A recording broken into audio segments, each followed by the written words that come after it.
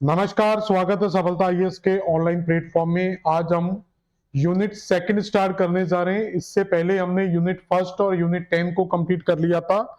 तो unit second जो वायुमंडल यानी कि क्लाइमेटोलॉजी से संबंधित है, तो 2025 दिसंबर को टारगेट करके हमने जो ये बैच स्टार्ट किया हुआ है, उसको हम उसी टारगेट के साथ पूरा करेंगे और पूरा कंप्लीट करने के साथ साथ ये आज आपकी तीसरी यूनिट हम कंप्लीट करेंगे।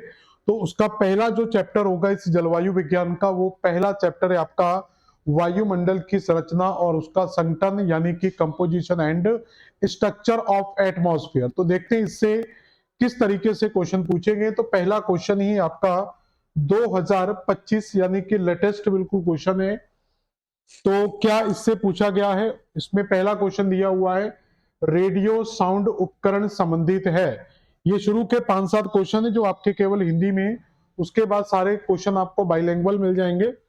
कोई भी हिंदी में दिक्कत आएगी तो अपन उसको समझ लेंगे। तो यहाँ पर रेडियो साउंड जो इंस्ट्रूमेंट्स हैं वो किससे रिलेटेड है, ये आपसे पूछा जा रहा है, रिलेटेड विद। तो पहला ऑप्शन दिया है पृथ्वी के धरातल से यानी कि अर्थ सरफेस से रिलेटेड है ये। सेकेंड है पृथ्वी की आंतरिक संरचना यानी कि इंटरनल स्ट्रक्चर ऑफ अर्थ से संबंधित है। तीसरा एटमॉस्फेयर से संबंधित है, रिलेटेड ऑफ एटमॉस्फेयर। और अगला दिया हुआ है कि ये ओशियन से संबंधित है। तो इसका सही आंसर क्या होगा? तो इसका सही आंसर होगा वायुमंडल। तो रेडियो साउंड एक विधि होती है जिसके माध्यम से, या एक उपकरण होता है जो वायुमंडल के अंदर पाई जाने वाले तापमान, आर्द्रता, ह्यूमिडिटी, इन सारी विंड की स्पीड वगैरह, इन सारी चीजों को मेजर करता है और इसको किसी गुब्बारे या ड्रोन के माध्यम से बांधकर वायुमंडल में भेजा जाता है। वहां पर ये वायुमंडल की आर्द्रता, वहां का टेम्परेचर, वहां का प्रेशर, वहां का विंड की वेलोसिटी, इन सारी चीजों का अध्ययन करता है। क्लियर हो गया? तो ये पहला क्वेश्चन था हमारा। ये इस तरीके का आपको मिलेगा रेडियो साउंड। अगला है निम्नलिखित में से कौन सी गैस वायुमंडल में सबसे कम मात्रा में पाई जाती है? तो यहाँ पर वायुमंडल में जो गैसें मिलती है वो पूछ रहा है कि सबसे मिनिमम परसेंटेज किसका है। तो दो चीजें होती है, या तो आपसे मिनिमम पूछेगा या फिर आपसे मैक्सिमम पूछेगा। तो यहाँ पर मिनिमम पूछा गया कि सबसे मिनिमम परसेंटेज आपको किसका मिलता है। तो आर्गन, कार्बन डाइऑक्साइड, हीलियम। तो यहाँ पर आपको जो मिलेगा मिनिमम परसेंटेज वो हाइड्रोजन का मिलेगा। ठीक है? तो यहाँ पर सबसे कम जो परसेंटेज मिलेगा वो आपको किसका मिलेगा? हाइड्रोजन का मिलेगा। और सबसे ज्यादा जो, तो सबसे कम ज्यादा जो पाई जाती है वो आप जानते हैं कि नाइट्रोजन गैस सबसे ज्यादा मात्रा में पाई जाती है। इस तरीके से यहाँ पर आपको लिए कुछ बना दिया है, यहाँ पर ये समझ सकते हैं आप। तो सबसे ज्यादा हाइड्रोजन है, फिर ऑक्सीजन, फिर ऑर्गन। ये तीन गैस सबसे इंपॉर्टेंट है। उसके अलावा neon, helium, krypton, xenon, hydrogen का देखोगे परसेंटेज बहुत कम है। तो ये इस तरीके से परसेंटेज आपके कम होते हुए चले जाते हैं। तो यहां पर आपको याद रखना है कि पूरे वायुमंडल में सबसे ज्यादा जो गैस पाई जाती है, तो इस पूरे वायुमंडल के अंदर सबसे ज्यादा जो गैस पाई जाती है वो कौन सी गैस है? आपको यहां पर जो नाइट्रोजन है वो वायुमंडल में सबसे ज्यादा पाई जाएगी। उसके अलावा इस वायुमंडल के अंदर ऑक्सीजन गैस आपको मिलेगी और कुछ परसेंटेज जो है आपको वो अन्य गैसों का मिलेगा। यानी कि यहां पर देखें तो 78% आपको नाइट्रोजन मिलता है यहाँ पर। और उसके अलावा ऑक्सीजन अगर हम देखेंगे तो ये आपको लगभग 21% मिलता है। 1% में आपको क्या है, बाकी की सारी अदर गैस मिलती है। और अदर गैस में भी अगर आप देखोगे कि जो आर्गन गैस है, तो आर्गन का जो परसेंट है वो 0.093%, यानी कि 1% का भी 93% एरिया आपका कौन कवर कर देती है? नाइट्रोजन आर्गन कंप्लीट कर देती है। बाकी के बचे हुए परसेंटेज में ये सारी गैसें आपको मिलती हैं। क्लियर हुआ यहां तक? अगला क्वेश्चन क्या है? निम्नलिखित में से किस अक्षांश पर क्षोभ मंडल की ऊंचाई सबसे अधिक होती है? तो क्षोभ मंडल मतलब, यहां पर क्षोभ मंडल की अगर हम बात करेंगे तो क्षोभ मंडल का मतलब होता है यहां पर ट्रोपोस्फियर। तो क्षोभ मंडल का मतलब किससे होता है? आपका ट्रोपोस्फियर से। और पूछा जा रहा है कि किस लैटिट्यूड पर। तो इन विच लैटिट्यूड द या मैक्सिमम हाइट ऑफ ट्रोपोस्फियर। तो किस लैटिट्यूड पर ट्रोपोस्फियर की हाइट सबसे ज्यादा होती है या मैक्सिमम हाइट होती है? तो अगर हम पूरे वायुमंडल का जब हम अध्ययन करते हैं तो पृथ्वी के चारों ओर क्या है, वायुमंडल की कई परतें हमें मिलती हैं। तो इन परतों को अगर इस तरीके से देखा जाए तो सबसे पहली जो परत आपको मिलेगी वो आपको जो सबसे पहला स्फीयर मिलता है उसको आप ट्रोपोस्फियर के नाम से पढ़ते हैं। ट्रोपोस्फियर यानी कि क्षोभ मंडल आपको सबसे नीचे मिलता है। तो सबसे नीचे मिलेगा क्षोभ मंडल। इस क्षोभ मंडल के अंदर ही सारी गैसें मिलती हैं, जो मेन डेंसिटी है गैसों की वो इसी क्षोभ मंडल के अंदर मिलती है। जितनी भी जलवायु या मौसम से संबंधित घटनाएं हैं वो सारी की सारी, जैसे बादलों का बनना, वर्षा का होना, हवाओं का चलना, ये सब गतिविधियां आपको इसी क्षोभ मंडल के अंदर ही देखने को मिलती हैं।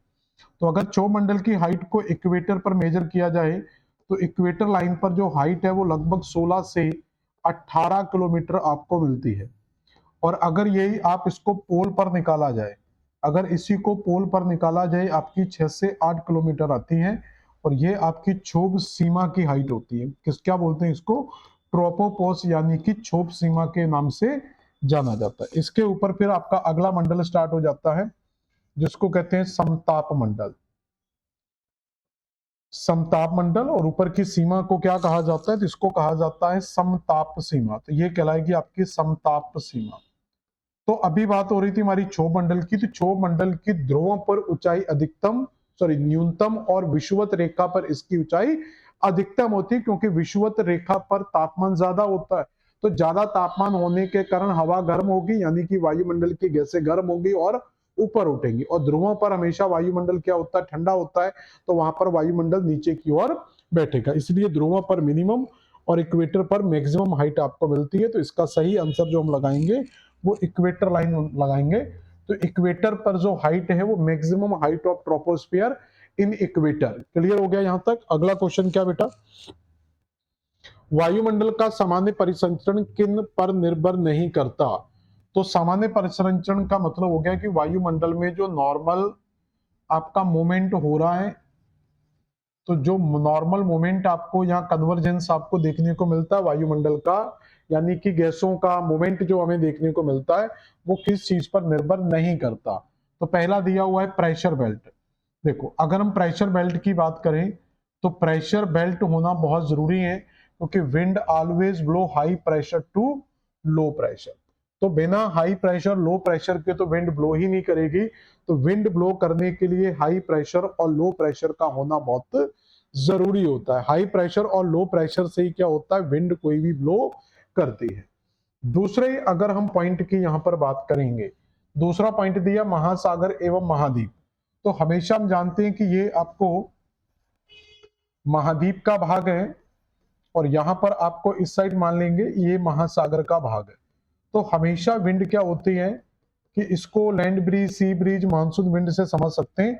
तो एक टाइम ऐसा होता है कि जब विंड आपकी क्या करती है, इस समुद्र से स्थल की ओर चलती है, और कई बार ऐसा होता है कि विंड आपकी स्थल से समुद्र की ओर चलना लगती है। तो इसका मतलब कहीं ना कहीं विंड के सर्कुलेशन में, विंड के मूवमेंट में इसकी भी भूमिका होती है।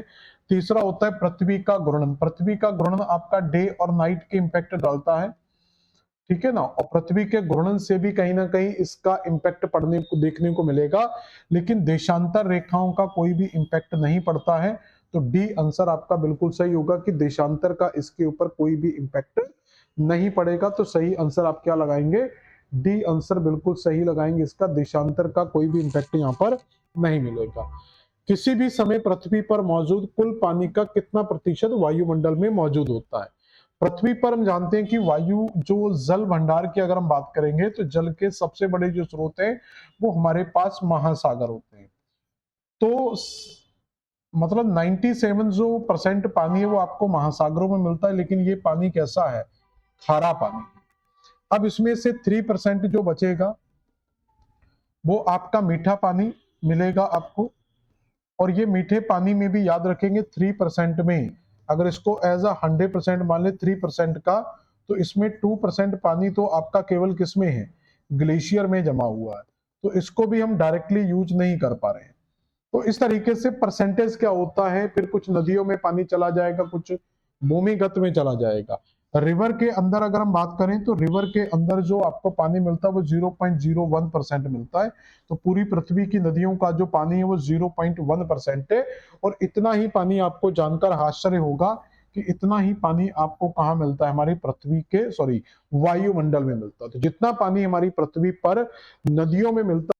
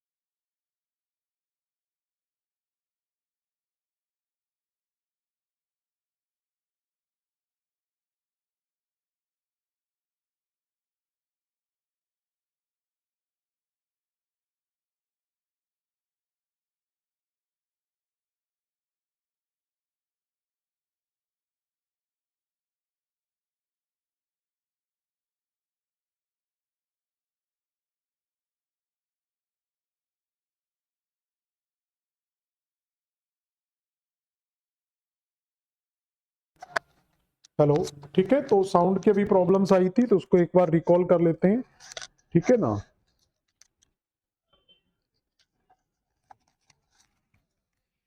तो यहाँ पर थोड़ा सा मैं बैक कर दे रहा हूँ ये दो चार क्वेश्चन को।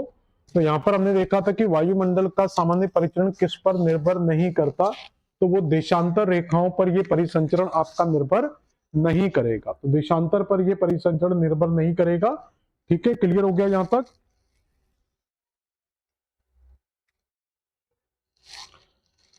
ठीक है। और इससे पहले भी अगर साउंड में, मुझे नहीं पता कि किस क्वेश्चन से गायब हुआ था, मैं एक बार सारे क्वेश्चन आपको रिपीट करा दे रहा हूँ। पहले का आंसर हमने सी लगाया था, दूसरे का आंसर हमने डी लगाया हाइड्रोजन, उसके बाद हमने आंसर लगाया था ए भूमध्य रेखा, और इसके बाद हमारा आंसर होगा देशांतर रेखाएं। तो बाकी प्रेशर बेल्ट का इंपैक्ट पड़ता है, ठीक है, समुद्र और स्थल का भी इंपैक्ट पड़ेगा, घूर्णन का भी इंपैक्ट पड़ेगा और देशांतर रेखाओं का भी इंपैक्ट आपको देखने को मिलेगा। क्लियर हो गया यहां तक। अगला क्वेश्चन क्या है? अगला क्वेश्चन क्या है? किसी भी समय पृथ्वी पर मौजूद कुल पानी का कितना प्रतिशत है? तो 0.01% क्या है आपका? ये वायुमंडल का जो पानी है वो पृथ्वी की नदियों के पानी के बराबर आपको जलवाष्प वायुमंडल के अंदर मिल जाती है। क्लियर हो गया यहां तक। अगला क्वेश्चन क्या है? अगला क्वेश्चन हमने देखा था कि वायुमंडल की ऊपरी सतह से अगर 100 यूनिट हमारा रेडिएशन आता है, सोलर रेडिएशन आता है, तो उसमें से 35 यूनिट वायुमंडल के द्वारा परावर्तित कर दी जाती है, जिसको हम एल्बिडो के नाम से जानते हैं। 65 यूनिट अवशोषित होती है, जिसमें से 14 यूनिट हमारी वायुमंडल अवशोषित करता है और 51 यूनिट हमारी पृथ्वी की सतह अवशोषित करती है। तो इसलिए सही आंसर जो लगाएंगे हम वो 14 यूनिट हमारा बिल्कुल सही आंसर आएगा। क्लियर हो गया। अगला क्वेश्चन क्या है? विषमंडल की निम्नलिखित परतों को उनकी ऊंचाई के बढ़ते क्रम में व्यवस्थित कीजिए। तो यहां पर आपको क्या है, कुछ गैसों के बारे में पूछा गया है, ठीक है ना। तो विषमंडल का मतलब होता है ऐसी गैसें जिनमें परिवर्तन हमें ज्यादा देखने को मिलते हैं। तो विषमंडल के अंदर अगर हम देखेंगे तो इनको आप परसेंट के हिसाब से भी निकाल सकते हैं। अगर ऊंचाई आपको नहीं आ रही है तो आप इसको परसेंटेज के आधार पर भी निकाल सकते हैं। जैसे सबसे ज्यादा परसेंटेज जो है वो नाइट्रोजन का में मिलता है 78%। उसके बाद परसेंटेज आपको 21% ऑक्सीजन का मिलता है। तो बी और डी, तो बी और डी आपके दो ऑप्शन में दिए हुए हैं। और उसके बाद आप जानते हैं, इनके परसेंटेज तो नहीं पता लेकिन हमें पता है हीलियम ज्यादा मिलता है, हाइड्रोजन कम मिलता है। तो सी और ए, तो हमारा ये आंसर आ जाएगा।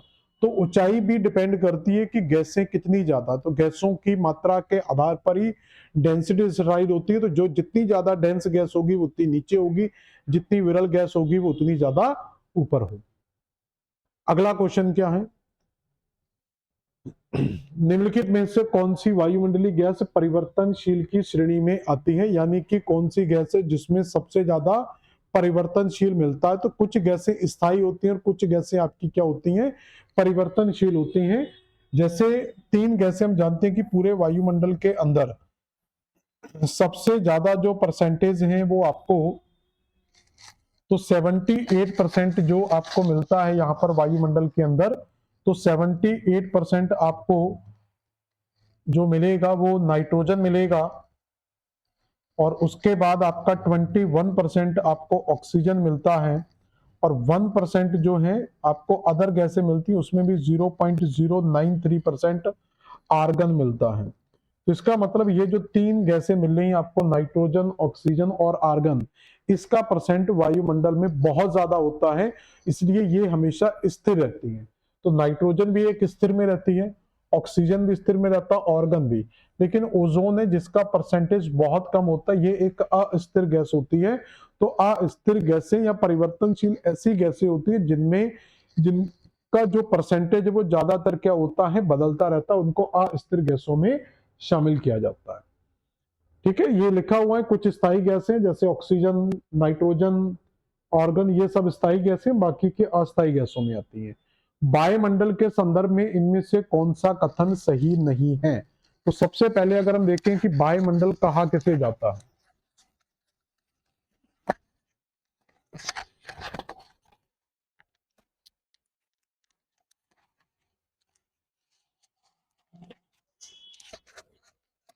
तो वायुमंडल के संदर्भ में कौन सा कथन सही है? तो वायुमंडल का मतलब होता है कि पृथ्वी के जब हम वायुमंडल का अध्ययन करते हैं तो सबसे नीचे जो आपको मिलता है वो आपका क्षोभ मंडल मिलेगा। तो सबसे नीचे आपको बेटा कौन सा मंडल मिलता है? क्षोभ मंडल, यानी कि ट्रोपोस्फियर मिलता है। क्षोभ मंडल के ऊपर जो मंडल मिलता है, क्षोभ मंडल के ऊपर आपको मिलता है समताप मंडल। ये क्रम भी कई बार आते हैं, यानी कि स्ट्रेटोस्फियर, क्षोभ मंडल, समताप मंडल। उसके बाद मीजोस्फीयर यानी कि मध्य मंडल मिलेगा। मध्य मंडल के बाद आपको आयन मंडल मिलेगा यानी कि थर्मोस्फीयर, आइनोस्फीयर। उसके बाद आपको जो मिलता है वो वायुमंडल मिलेगा। तो पहले तो आप वायुमंडल की अगर हम बात करेंगे तो ये वायुमंडल आप देखोगे तो एक्सोस्फीयर लगभग 400 किलोमीटर के बाद स्टार्ट होगा। लगभग 400 किलोमीटर के बाद आपका एक्सोस्फीयर स्टार्ट होता है। इसमें लिखा है कि 80 किलोमीटर से 640 किलोमीटर। तो 400 किलोमीटर के बाद तो ये स्टार्ट हो रहा है, तो पहला स्टेटमेंट बेटा हमारा क्या हो जाएगा, यहाँ पर गलत हो जाएगा। इसमें अलेन रेडिएशन बेल्ट कहा जाता है, तो इसके बारे में तो क्लियर नहीं कि इसको क्या कहा जाता है अभी। दूसरा देखेंगे, यह सूर्य ताप के समय विलुप्त हो जाती है, कोई भी मंडल हमारा सूर्य ताप के समय विलुप्त नहीं होता, ये स्टेटमेंट गलत है। इसकी एक परत मध्यम एवं उच्च आवृत्ति वाली रेडियो तरंगों को, यानी कि मीडियम एंड जो लॉन्ग वेव रेडियो तरंगे हैं उनको रिफ्लेक्ट करती है। तो याद रखना, रेडियो वेव्स को रिफ्लेक्ट करने का जो काम होता है वो हमारा आयन मंडल का होता है, तो ये काम आयन मंडल का होता है, वायुमंडल का नहीं होता। तो ये स्टेटमेंट भी गलत है, तो केवल स्टेटमेंट आपका सेकंड सही है। तो इसी लेयर को वॉन एलन रेडिएशन बेल्ट, ये बहुत इंपॉर्टेंट है, इसको याद रखना। तो वायुमंडल को वॉन एलन रेडिएशन बेल्ट के नाम से जाना जाता है। तो वॉन एलन रेडिएशन बेल्ट की खोज 1958 में जेम्स वॉन एलन ने की थी। यह पृथ्वी के चुंबकीय क्षेत्र में उपस्थित आवेशी कणों और इलेक्ट्रॉनों को दो परतों में डिवाइड कर देता है।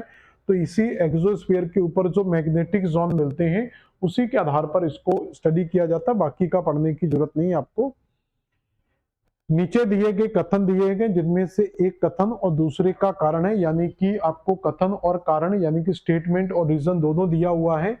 पहला दिया है मध्यमंडल यानी कि मीजोस्फीयर वह परत है जहां उल्का यानी कि जो मिटियोर्स आते हैं, तो जो मिटियोर्स आते हैं यहाँ पर पृथ्वी के वायुमंडल में प्रवेश करने पर जल जाता है। तो ये बिल्कुल सही है कि जो मिटियोराइटिक फॉलिंग हमारी पृथ्वी पर होती है अंतरिक्ष से, तो वो मिटियोर से जब हमारी पृथ्वी के अंदर आती हैं तो आइनोस्फीयर में बर्निंग स्टार्ट हो जाती है और मीजोस्फीयर तक आते आते ये पूरी तरीके से बर्न हो जाते हैं। जो रात में हम टूटता हुआ तारा देखते हैं, हमें लगता है कि ये तारा टूट रहा है, वो टूटता हुआ बेटा तारा नहीं होता है, वो यही मिटियोर्स की बर्निंग होती है, जिसको देखकर हम मन्नत मांगते हैं कि ये हमें पास करवा देना, ये वो फलाना ढिकाना जो भी है। तो ये स्टेटमेंट तो सही हो गया। मध्यमंडल में ग्रीन हाउस गैसों की उच्च सांद्रता होती है। ग्रीन हाउस गैसें जो हैं ये सबसे ज्यादा क्षोभ मंडल के अंदर मिलती हैं, मध्य मंडल के अंदर नहीं मिलेगी। तो ये स्टेटमेंट आपका सही साबित नहीं हो रहा है। तो एक स्टेटमेंट सही है और दूसरा सही है, यानी कि ए सत्य किंतु आर गलत है। तो तीन आपका आंसर यहाँ पर सही होना चाहिए। तो यहाँ पर जो सही आंसर लगाएंगे वो आपका क्या होगा, थर्ड आंसर बिल्कुल सही हो जाएगा। ठीक है, तो थर्ड आंसर आपका बिल्कुल सही है। यहाँ पर अगला क्वेश्चन क्या है, ये भी देखो सब लेटेस्ट क्वेश्चन है, ये भी आपका 2025 में पूछा गया क्वेश्चन है। लास्ट हमने जो पढ़ा था क्वेश्चन ये भी आपका 2025 का है, सब लेटेस्ट क्वेश्चन है, अपडेटेड क्वेश्चन है। इसके बाद अगला क्वेश्चन देखेंगे 2024 का क्वेश्चन है, एमपीपीएससी असिस्टेंट प्रोफेसर, ओजोन परत के संदर्भ में कौन सा कथन सत्य नहीं है। यहां पर दिया हुआ ओजोन लेयर मतलब कौन सा ट्रू स्टेटमेंट नहीं है according to ozone layer. Ozone परत को पृथ्वी की रक्षा कवच कहा जाता है, ये तो सही है कि ये प्रोटेक्शन लेयर का काम करती है, क्योंकि ओजोन क्या करती है, जो यूवी रेज है तो अल्ट्रा वायलेट रेज को प्रोटेक्ट करती है, जिससे हमारी पृथ्वी पर ये हानिकारक डेंजरस अल्ट्रा वायलेट रेज हमारी पृथ्वी पर नहीं पहुंच पाती, जिससे हमें प्रोटेक्शन मिलता है। यह परत पराबैंगनी किरणों को पृथ्वी पर पहुंचने से रोकती है, वही पराबैंगनी यानी कि अल्ट्रा वायलेट रेज। तो ये स्टेटमेंट भी सही है। ओजोन गैस वायुमंडल में समुद्र तल से केवल 50 किलोमीटर की ऊंचाई तक है। ओजोन गैस का सृजन एवं विनाश एक क्रमिक एवं सतत प्रक्रिया है। तो ये तो सही है कि ओजोन परत का बनना और बिगड़ना ये दोनों क्या होता है, सतत प्रक्रिया होती है। ओजोन बनते हैं, ओजोन बिगड़ते हैं, तो ये प्रक्रिया यहाँ पर आयनाइजेशन वगैरह में या आपके अल्ट्रावायलेट रेस वाले संमंडल के अंदर बनती रहती है, ओजोन बनती है, ओजोन टूटते हैं। तो ये भी स्टेटमेंट सही है। तो ये तीन स्टेटमेंट सही है, लेकिन ये स्टेटमेंट गलत है। अब आप ये बताएंगे कमेंट करके कि ये तीसरा स्टेटमेंट आखिर मैंने गलत क्यों किया। तो जितने भी लोग क्लास कर रहे हैं तो इसमें कमेंट करके बताएंगे, तो मैं इसको डिस्क्राइब नहीं करूंगा, आप लोग कमेंट करके बताएंगे कि मैंने तीसरे आंसर को गलत क्यों बताया। तो सभी लोग इसको कमेंट में बताएंगे कि तीसरा आंसर हमने गलत क्यों किया है। ठीक है, ये डिस्क्रिप्शन भी मैंने दिया है, तो आप चाहो तो डिस्क्रिप्शन पढ़ सकते हैं, इसका आंसर आपको मिल जाएगा। लेकिन आप लोग बताएंगे अंतरराष्ट्रीय वायुमंडल मानक के अनुसार समुद्र तल पर मानक वायु दाब कितना होता है। तो यहाँ पर सिंपल एक प्रेशर बेल्ट के बारे में पूछा जा रहा है आपसे। तो 13.25 मिली बार आपको क्या है, प्रेशर बेल्ट आपको एटमॉस्फेरिक प्रेशर मिल जाता है। उच्च सूची और सूची सेकंड दी हुई है, list first and list second को मैच करना है। यहाँ पर नाइट्रोजन, आर्गन, ऑक्सीजन और कार्बन डाइऑक्साइड दी। गैसों का परसेंटेज हम नॉर्मली जानते हैं कि सबसे बड़ा जो परसेंट है 78.0.1% ये नाइट्रोजन का हो सकता है, क्योंकि सबसे ज्यादा नाइट्रोजन ही पाया जाता है। इसके अलावा बड़ा परसेंट है जो लगभग 21% आपको दिख रहा है, ये आपका ऑक्सीजन का परसेंट हो सकता है। तो इसका मतलब ए और सी, ए का हो जाएगा थर्ड और सी का हो जाएगा फोर, यानी कि हमारा ऑप्शन थर्ड फोर से स्टार्ट होगा। तो ए का थर्ड देख लेते हैं, तो यहाँ पर ए का थर्ड दिया हुआ है, यहाँ पर ए का थर्ड दिया, तो ये स्टेटमेंट गलत है।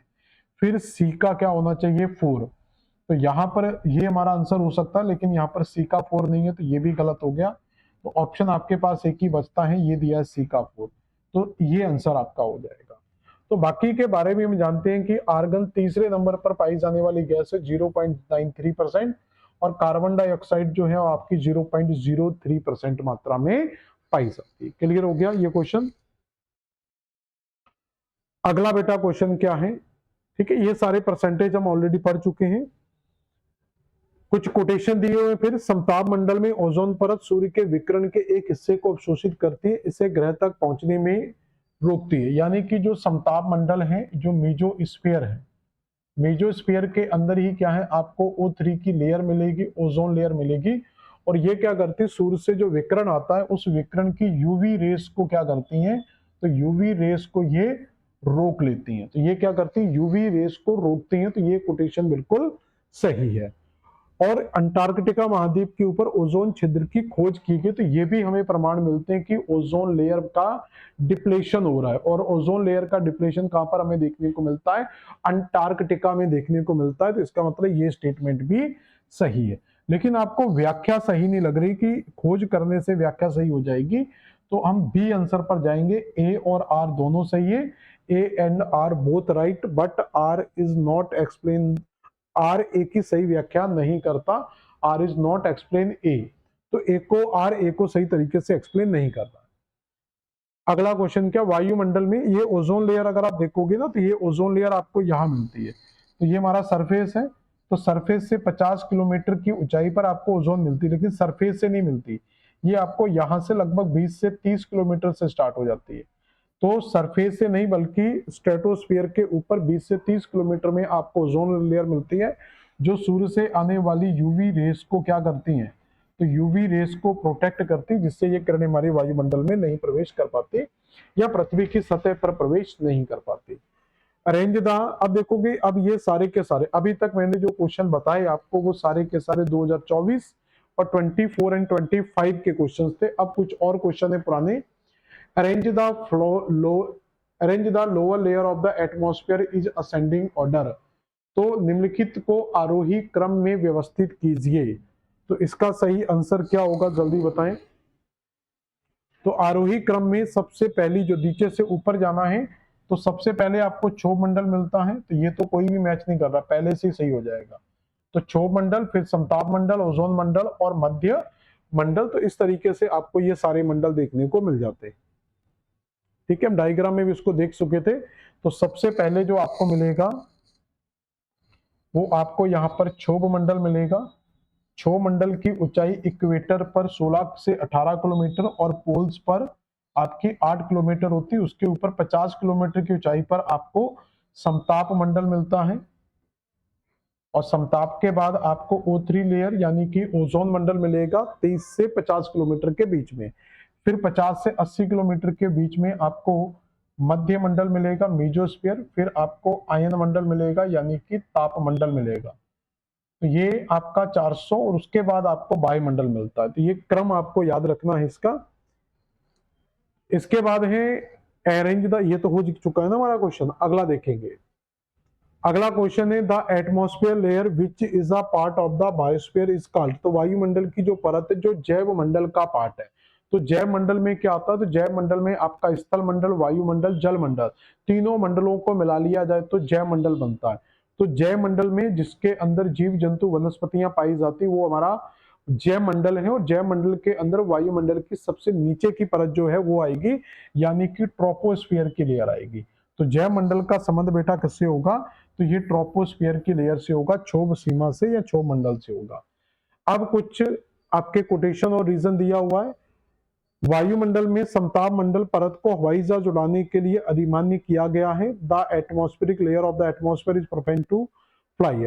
तो समताप मंडल परत यानी कि क्षोभ मंडल के अंदर सामान्यतः हवाई जहाज वगैरह नहीं चलाए जाते, जिसका कारण होता है क्योंकि वहां पर जो वायुमंडलीय घटनाएं या मौसमी घटनाएं वो सबसे ज्यादा हमें देखने को मिलती हैं। इस कारण से ये परत वायुमंडल के लिए उचित नहीं मानी जाती है। तो ये परत वायुमंडल के लिए उचित नहीं मानी जाती।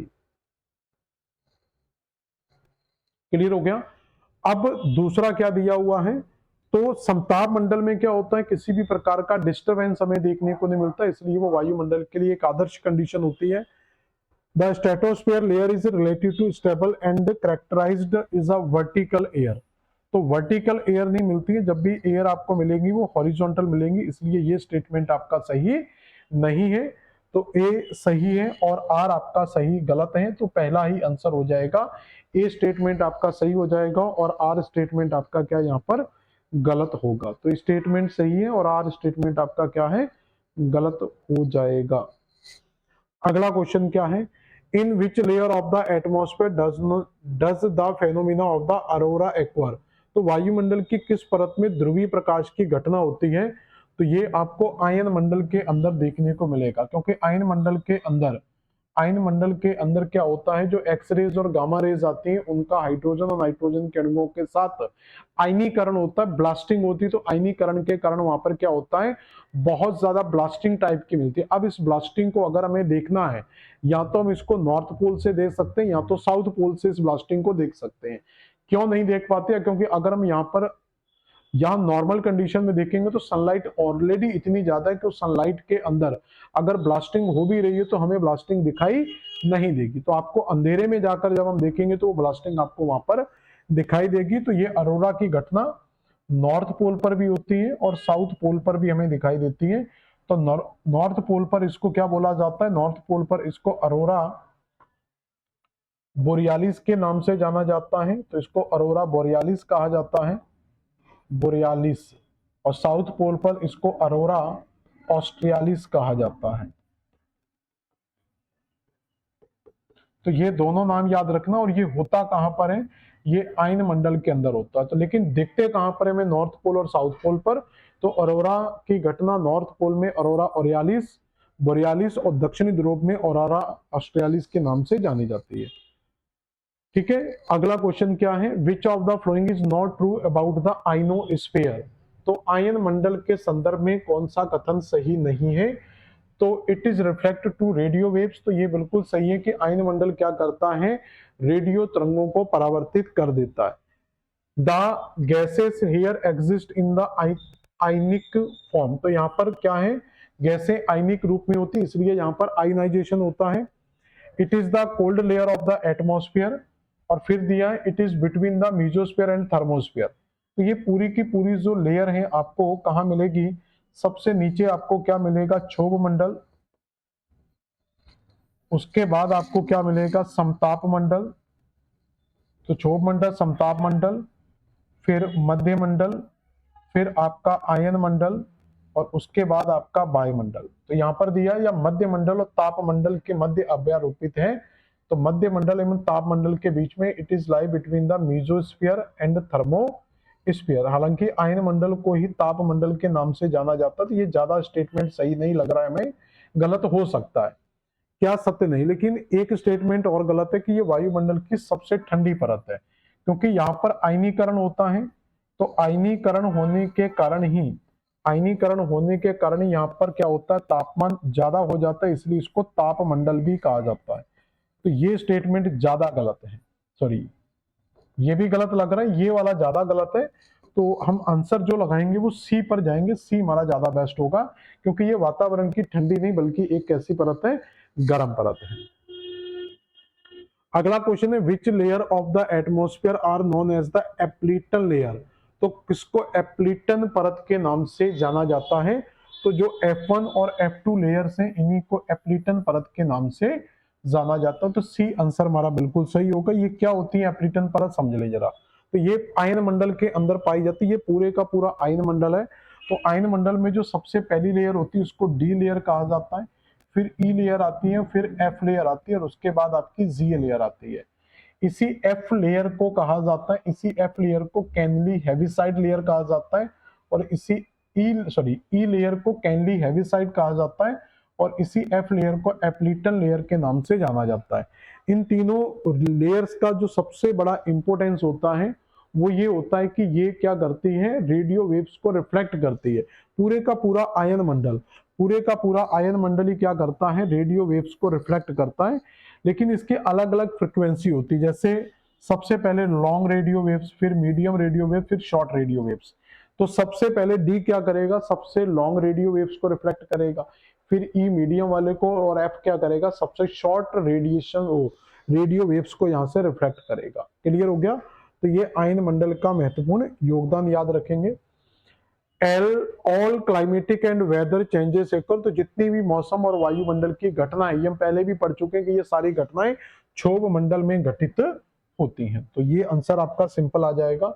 Which is the lowest layer of the atmosphere, तो एटमॉस्फेयर की सबसे लोएस्ट लेयर है वो आपकी कौन सी है, स्ट्रेटोस्फेयर। देखो यहाँ पर आपका जो लेयर्स आती हैं उसमें आपको सबसे पहले क्षोभ मंडल आंसर होना चाहिए, तो ट्रोपोस्फियर होना चाहिए। उसके बाद क्षोभ मंडल के बाद सममंडल या समताप मंडल, उसके बाद मध्य मंडल, और उसके बाद आपका आयन मंडल, और उसके बाद आपका आता है वायुमंडल।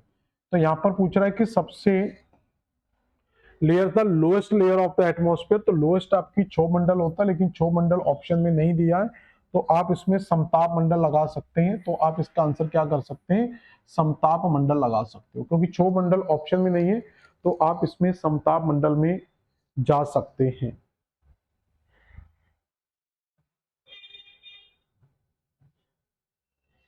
ठीक है, यहां पर अंग्रेजी में तो सही दिया था, इसका मैंने ध्यान नहीं दिया, ट्रोपोस्फियर दिया हुआ है, ये दिया हुआ ट्रोपोस्फियर, इसको परिवर्तन मंडल लिखा हुआ इसलिए कंफ्यूजन होगी, यही आपका क्षोभ मंडल है, यही आपका क्या है, क्षोभ मंडल है, परिवर्तन मंडल।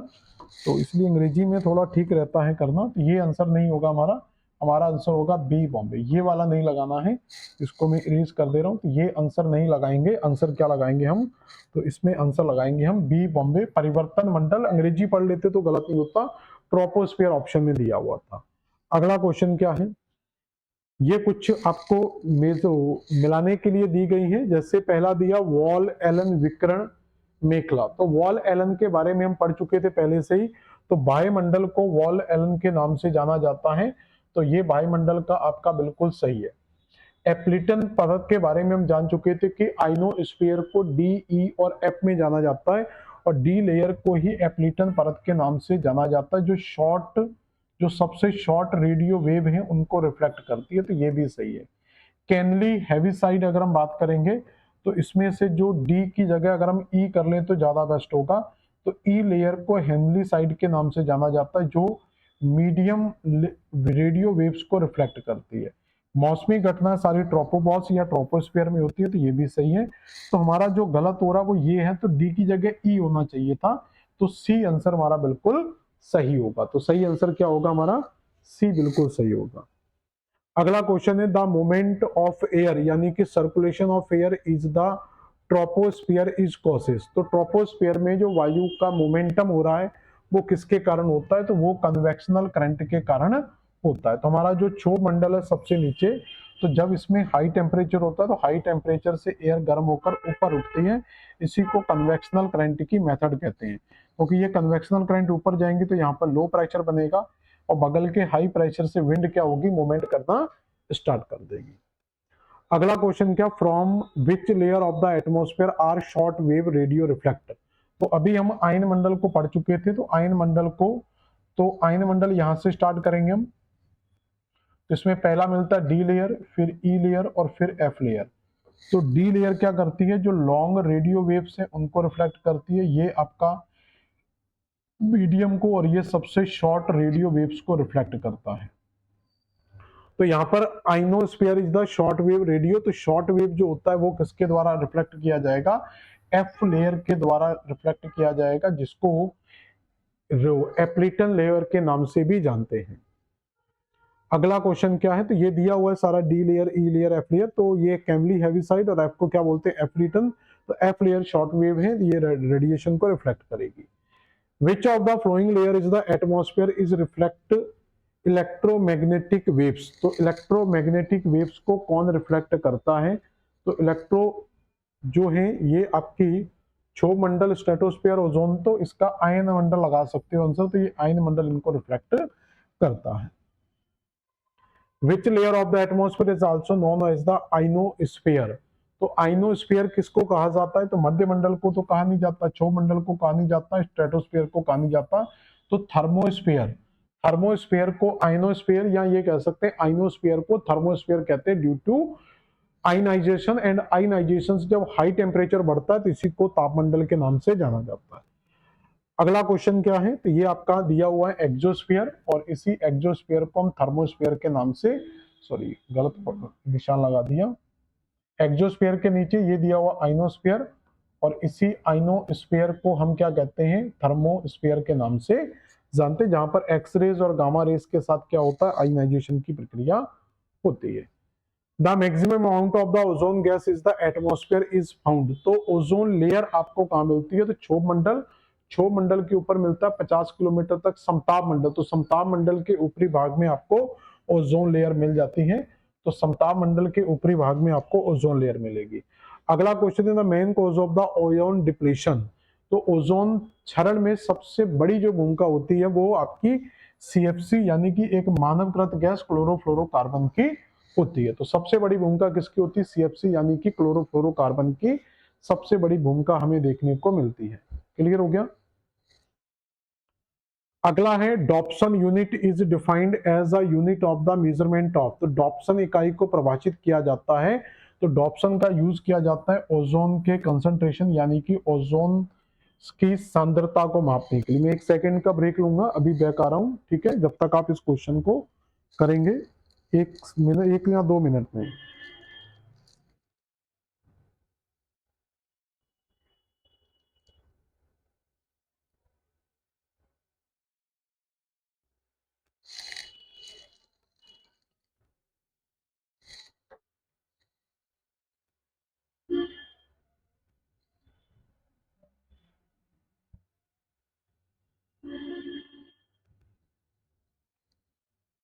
ठीक है, तो अगला क्वेश्चन देखेंगे, विच of the following is not a green house gas. तो मीथेन, नाइट्रस ऑक्साइड, ऑक्सीजन या कार्बन डाइऑक्साइड, तो कौन सी इसमें हमारी एक ग्रीन हाउस गैस नहीं है? ठीक है, तो किसको हम ग्रीन हाउस गैस में काउंट नहीं करेंगे। बस 1 सेकंड में आ रहा हूं, 1 मिनट का काम है मेरा बस। देखिए जरा, विच of the following is not a green house gas. तो मीथेन ग्रीन हाउस में काउंट होता है हमारा, नाइट्रोजन भी आता है, कार्बन डाइऑक्साइड, ऑक्सीजन को नहीं लिखते हैं।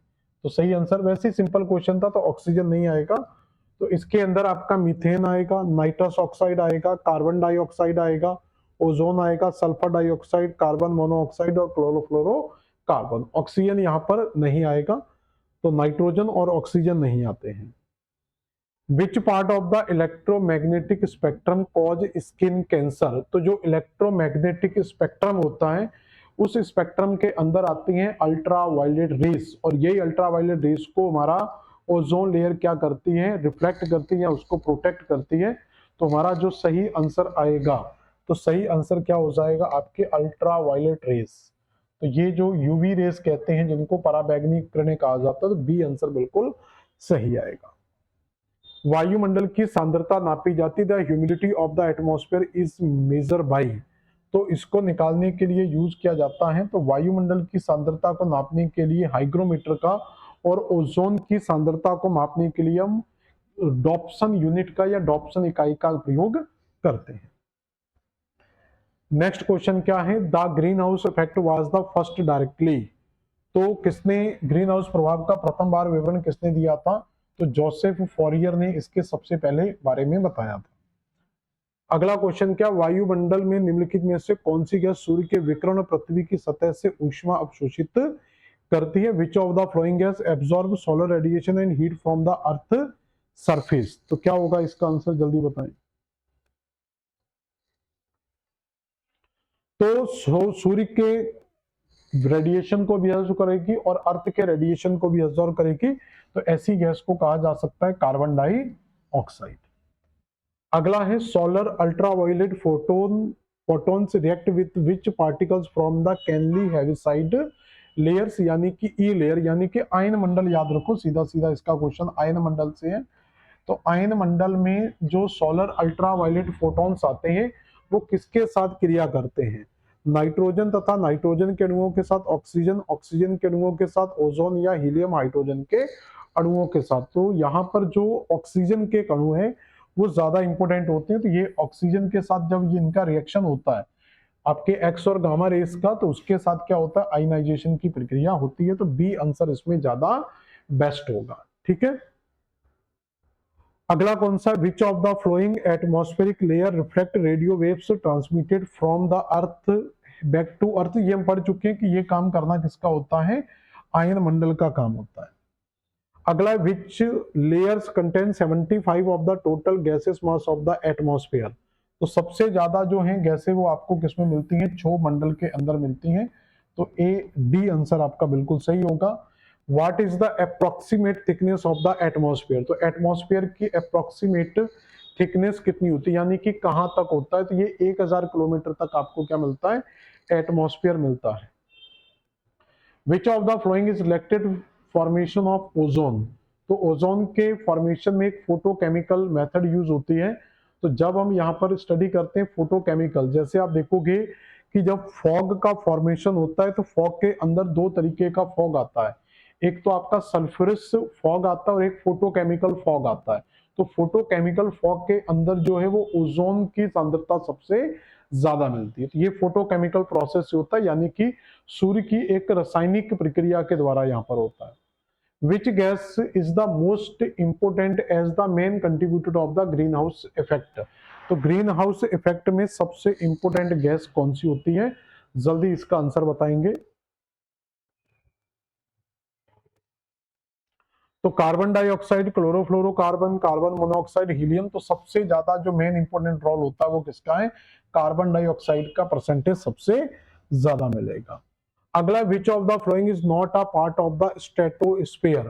तो कौन सा समताप मंडल का भाग नहीं है? मध्य मंडल, समताप मंडल, तापमंडल और क्षोभ मंडल। ये थोड़ा सा कंफ्यूजिंग क्वेश्चन है। विच of the following is not a part of stratosphere? अगर हम इसको डिवाइड करते हैं यहाँ पर, तो सबसे पहली जो लेयर मिलती है वो आपको क्षोभ मंडल मिलता है। तो सबसे पहले क्या मिलेगा आपको? क्षोभ मंडल, फिर समताप मंडल, फिर मध्य मंडल, और फिर आपका आयन मंडल, और फिर आपका वायुमंडल। तो यहाँ पर क्या पूछा है? स्ट्रेटोस्फीयर, यानी कि ट्रोपोस्फीयर और स्ट्रेटो यहाँ पर मिलेगा, स्ट्रेटोस्फीयर। तो स्ट्रेटोस्फीयर से संबंधित नहीं है। या तो ये हो सकता है स्ट्रेटोस्फीयर के पास में, क्योंकि स्ट्रेटोस्फीयर के नीचे क्षोभमंडल मिल जाएगा, स्ट्रेटोस्फीयर के ऊपर मध्य मंडल मिल जाएगा। कौन सा स्ट्रेटोस्फीयर का पार्ट नहीं है? सममंडल। यहाँ पर इवन स्ट्रेटोस्फीयर में ट्रांसलेशन गलत हुआ है, ये इसलिए गड़बड़ हो रहा है। सममंडल तो हम इसको सम, और इसलिए गड़बड़ हो रहा है, हम इसको सममंडल और विषम मंडल में डिवाइड करते हैं। जब भी हम वायुमंडल की स्टडी करते हैं तो कुछ हम सममंडल कहते हैं और कुछ को हम क्या बोलते हैं? विषम मंडल कहा जाता है। तो सममंडल मतलब क्या होते हैं कि जो आपके नीचे के मंडल हैं, जैसे क्षोभ मंडल हो गया, ठीक है ना, आपका स्ट्रेटोस्फीयर हो गया, मेजोस्फीयर हो गया। तो क्षोभ मंडल, स्ट्रेटोस्फीयर, मेजोस्फीयर, इनको इवन यानी कि सममंडल और इनको विषम मंडल के नाम से जाना जाता है, ये ऊपर के दोनों। तो ये आपका आंसर होगा थर्मोस्फीयर। ठीक है, तो ये इवन और ओड के हिसाब से था, ये ट्रांसलेशन गलत हुआ है, सममंडल है, सममंडल नहीं है। विच of the following statement about the troposphere is correct? तो ट्रोपोस्फीयर कहां मिलेगा? स्ट्रेटोस्फीयर, स्ट्रेटोस्फीयर के ऊपर ट्रोपोस्फीयर, यानी कि सममंडल की बात हो रही है। यह लगभग 5 किलोमीटर मोटी परत है। भूमध्य रेखा पर इसकी ऊंचाई लगभग 10 किलोमीटर होती है। इसकी ऊंचाई में मौसम परिवर्तन नहीं होता है। इसके शीर्ष में भूमध्य रेखा पर तापमान अधिकतम तथा ध्रुवों पर न्यूनतम होता है।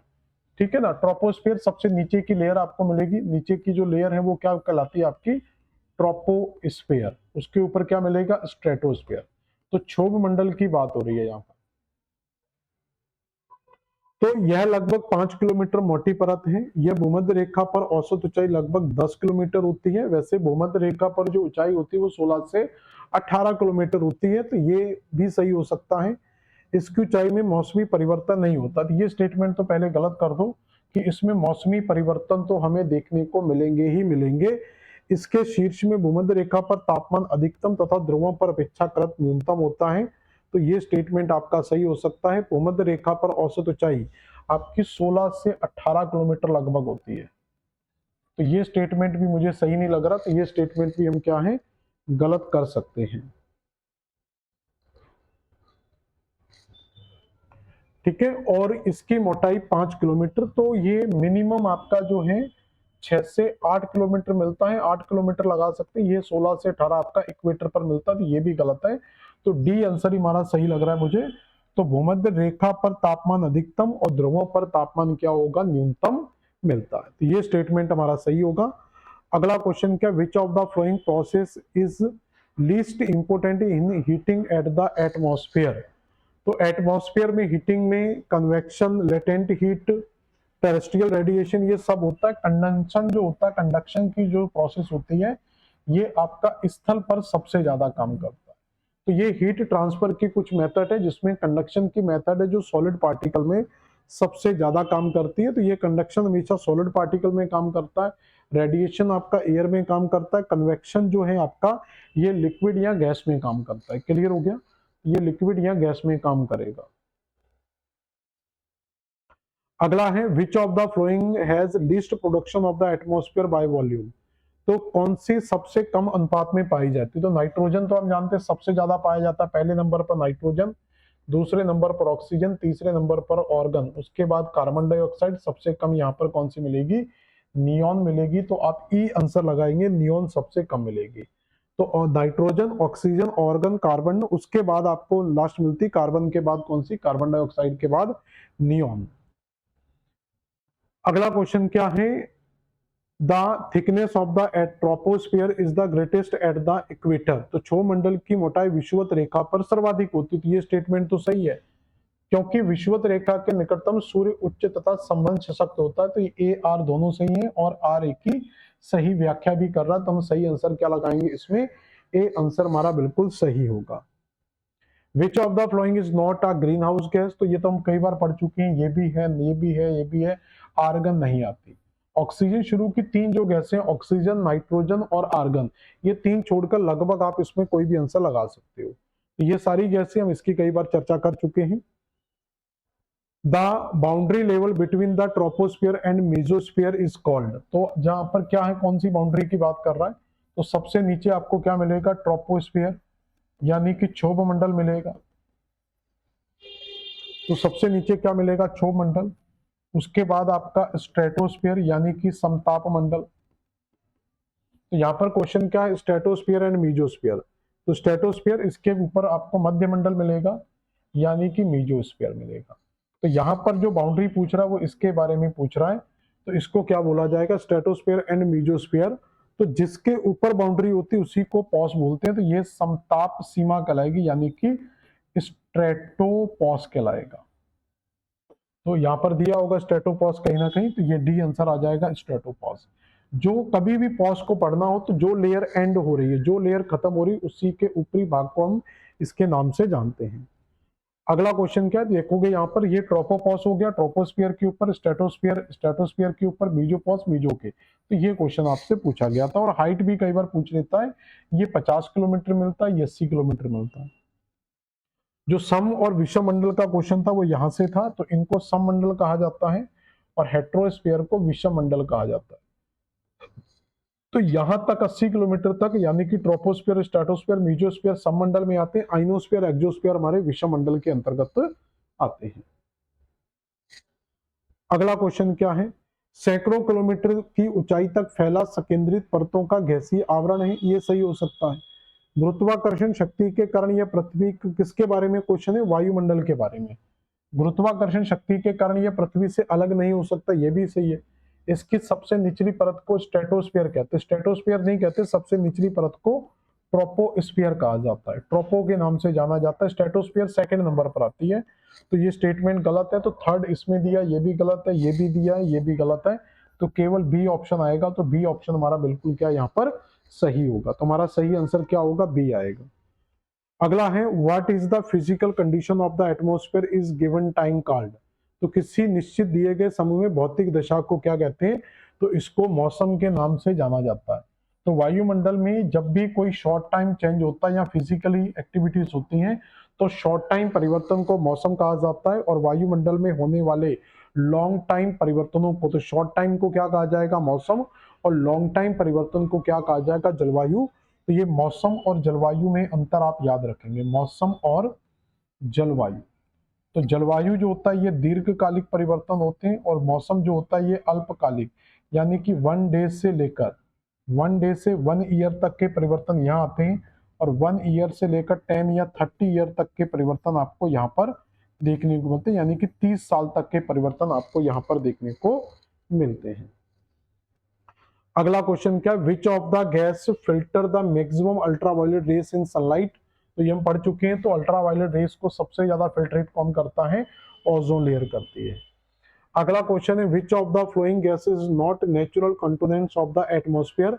वायुमंडल का प्राकृतिक घटक नहीं है। तो इसमें देखेंगे क्रिप्टॉन भी पाई जाती है, वाटर वेपर भी पाई जाती है, ऑर्गन भी। क्लोरोफ्लोरोकार्बन नहीं पाई जाएगी क्योंकि ये मानवकृत गैस है, जो हमारे रेफ्रिजरेटर वगैरह होते हैं वहां से निकलने वाली ये गैस है। अगला दिया the atmospheric temperature decrease with the height in the troposphere because. क्षोभ मंडल में ऊंचाई के साथ साथ वायुमंडल में तापमान कम होता है। तो क्षोभ मंडल में जैसे जैसे हम किसी ऊंचाई पर जाते हैं तो टेम्परेचर में कमी आती है। तो टेम्परेचर में कमी आने का कारण क्या होता है, उच्चतर ऊंचाई पर वायु घनी हो जाती है, उच्चतर पैमाने पर सौर विकिरण कम हो जाता है, उच्चतर ऊंचाई पर वायुमंडलीय गैसें ज्यादा होती हैं, वायुमंडल धरातल के विकिरण से गर्म होता है। तो डी आंसर सही होगा। तो सही आंसर क्या निकल कर आएगा हमारा, डी आंसर बिल्कुल सही होगा। तो इस क्वेश्चन का सही आंसर, बहुत इंपोर्टेंट क्वेश्चन है, इसका डी आंसर लगाएंगे। ऐसा क्यों होता है वो सिंपली समझ लें यहाँ पर एक बार, कि जब भी हम पृथ्वी की सतह की बात करते हैं तो सूर्य से आने वाला जो रेडिएशन होता है वो SWR होता है। SWR यानी कि इनकमिंग होता है, इससे हमारा वायुमंडल गर्म नहीं होगा, लेकिन ये डे के समय आएगा। और नाइट में जब इससे रेडिएशन बाहर निकलेगा जिसको LWR यानी कि टेरेस्ट्रियल रेडिएशन कहते हैं, और ये रेडिएशन बहुत स्लो होता है और ये हमारे वायुमंडल के अंदर पहुंचता है और वायुमंडल इसको एब्जॉर्ब करता है। तो ये पूरे का पूरा जो वायुमंडल गर्म है, तो वायुमंडल गर्म इसी LWR के कारण होता है। तो हीटिंग नीचे से स्टार्ट हो रही है, सरफेस नीचे गर्म है तो नीचे से ऊपर बढ़ेंगे, यानी कि इस सरफेस से अगर आप ऊपर जाएंगे तो ये सरफेस है तो टेम्परेचर यहाँ पर ज्यादा, यानी कि हीट यहाँ पर है, गैस आपने नीचे जलाई हुई है तो गैस हमारी इधर चल रही है। तो यहाँ गैस चल रही है तो इसका मतलब यहाँ पर हाई टेम्परेचर होगा, ऊपर जाएंगे तो लो टेम्परेचर होगा। इसलिए कहा जाता है कि जब हाइट इंक्रीज होती है एटमॉस्फेयर में, इंक्रीजिंग हाइट के साथ साथ टेम्परेचर डिक्रीज होता है, इसको नॉर्मल लैप्स रेट के नाम से जाना जाता है, सामान्य ताप ह्रास दर के नाम से जाना जाता है। ठीक है, इसके बाद दिया हुआ है ओजोन। और दो चीजें याद रखना पूरे वायुमंडल में, ये यहां तक नहीं, ये क्षोभ मंडल में तो होता ही होता है, ये यहाँ पर याद रखना, ये घटना क्षोभ मंडल तक तो होती होती है, क्षोभ मंडल में तो ये घटना होती है, ये पूरे अंतरिक्ष क्षोभ मंडल, उसके बाद समताप, फिर आता है हमारा मध्य मंडल, फिर आपका आयन मंडल। तो यहां पर याद रखेंगे कि पूरे का पूरा नीचे से अगर आप ऊपर जा रहे हैं इन सारे मंडलों में तो टेम्परेचर आपका डिक्रीज होगा ही होगा। लेकिन दो अपवाद मिलते हैं, समताप मंडल में टेम्परेचर इंक्रीज होता है क्योंकि यहाँ पर यूवी रेज जो रहती हैं उन यूवी रेज के कारण टेम्परेचर बढ़ता है, और आयन मंडल के अंदर फिर से टेम्परेचर बढ़ता है, उसका कारण होता है आयनीकरण। तो आयनीकरण के कारण ये दो अपवाद है जहां पर टेम्परेचर बढ़ता है, बाकी यहाँ पर टेम्परेचर कम होगा, यहाँ पर भी टेम्परेचर कम होगा। तो सबसे जो कम टेम्परेचर मिलता है वो मध्य मंडल के अंदर मिलता है।